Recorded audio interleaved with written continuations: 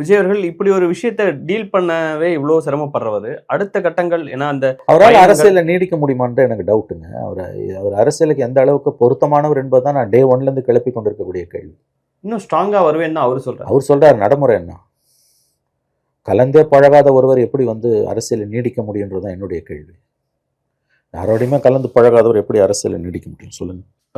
நீங்களே சில இடங்கள்ல குறிப்பிட்ட மாதிரி நினைவு சரியா இருக்கான்னு தெரியல.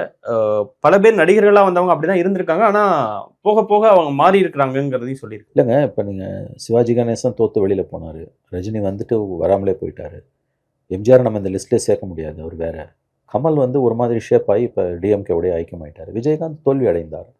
இவர் எப்படி போவார்னே தெரியலையே நமக்கு. இவருடைய இயல்பு இவங்க யாருக்கிட்டையுமே இல்லாத இயல்பாக இருக்குது. செய்தியாளர்களை அவங்கெல்லாம் சந்திச்சிருக்காங்க, பேசியிருக்காங்க, கலந்து பழகியிருக்காங்க, கட்சியில் 2ஆம் கட்ட தலைவர்கள் இருந்தாங்க. விஜயகாந்துக்கெல்லாம் செகண்ட் லைன் லீடர்ஸ் இருந்தாங்க. தைரியமா பேசணும். அவரே மீட் பண்ண கான்ஸ்டன்டைன் ரவீந்தர் இருந்தார். நம்முடைய இவர் பாபு முருகவேலு, சந்திரகுமார், அந்த இவர் நல்ல தம்பி மாஃபா பாண்டியராஜன், ஒரு லைன் ஆஃப் பீப்புள் இருந்தாங்கல்ல அவர்கிட்ட. இங்கே யாருமே இல்லையே. பண்டுட்டி யாருமே இல்லையே. அந்த விஜயகாந்தாலேயே ஒரு தடவை ஜெயிச்ச பிறகு அதுக்கு பிறகு அதை கட்சியை காப்பாற்ற முடியல. அது ஒரு வித்தியாசமான விளையாட்டுங்க. அது தனி அந்த மனசு இருக்கவும் தான் அதுக்குள்ளே போக முடியும். வெறும் சினிமா நடிகர்களால் அது உள்ளே போக முடியாது.